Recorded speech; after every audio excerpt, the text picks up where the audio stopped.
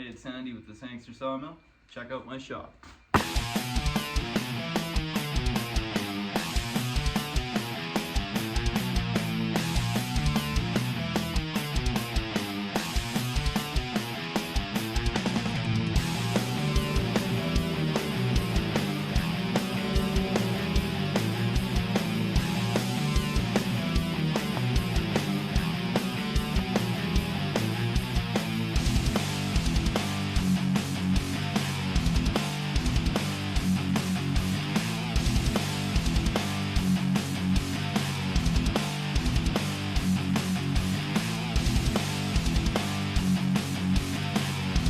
As one could guess, this is my spindle sander.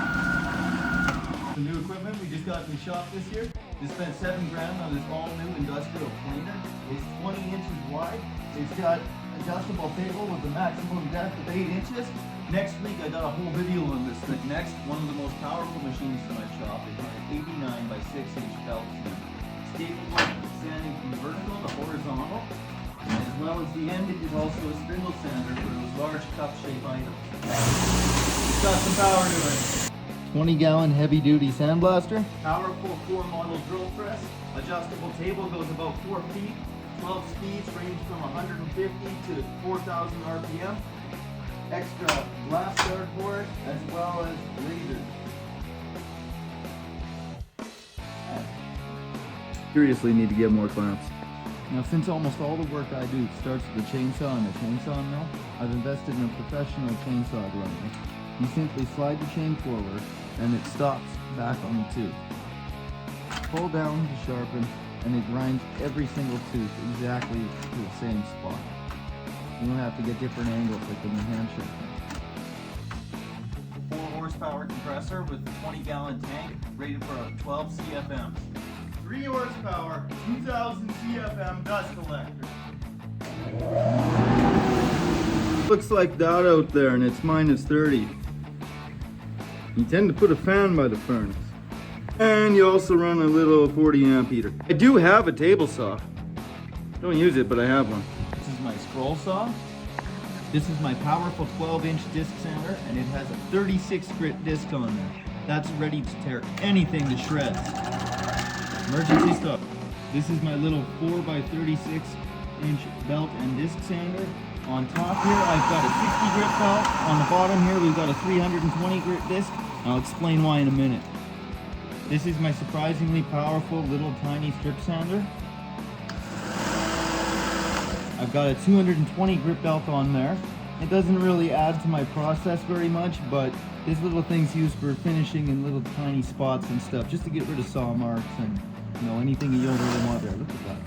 Also new in the shop this year, I've got this 1.2 horsepower 10-inch grinder. Deadly. This is my custom router table I made. Got storage space. This is my old school 6-inch Rockwell joiner. Built like a tank. They sure don't make them like they make this one. This is the larger of my 2 lathes. I even keep my lathe tools organized. These are my carbide tools here. I've got a round nose, a square nose, and a detail. I've got my parting tool, a round nose scraper, 2 spindle gouges, roughing gouge, 2 bowl gouges, that's a skew chisel. I've also got several small ones, including 2 skew chisels and a couple of interesting funny shaped scrapers. Next we have my sliding Makita 12-inch chop saw, or miter saw, and that's powerful. It works pretty good. But you know what? I just found out the frame's cracked. This is a specially designed horizontal grinder. It's a slow speed 400 grit whetstone on top and an 80 grit 2-inch wide rough wheel. This is my 6x48 inch belt combo 12-inch disc sander.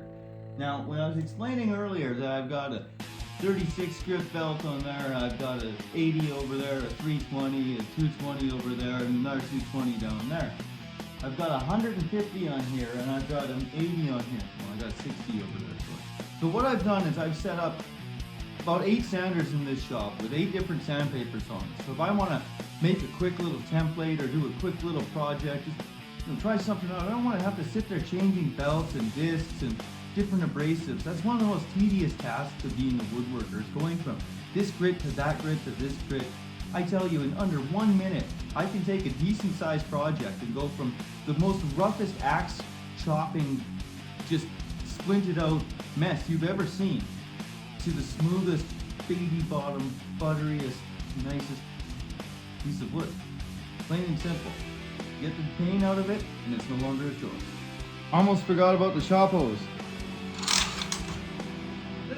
This hand hooks up to my sander, my, like my disc sander, my palm sander, my skill saw, different hand power tools, right? So, bottom, 6 feet or so is stretchy here. And what I've done is I've hooked it up here. And that hooked on my light. It's not hard to thread through. I'm not going to do it right now just for video purposes. What I'm getting at, it links up, way up here, links up here onto a pivoting ball. So I can use my skill saws, my sanders, anything like that, anywhere I want in the shop and have it connected to dust collection. Use the extension cord, use that power. I've had this bandsaw for about 6 years now, I'd say. It's been well used, well abused. It's arguably my favorite tool in this whole shop. This thing is powerful. It's only got a 1 horsepower motor. I've blown 3 breakers in 3 different shops with this thing. I've got thousands of board feet with this. We've milled lumber with this. We've thrown everything at the saw we can possibly do. We've thrown blades on it that are underrated. We've thrown large overrated blades on it.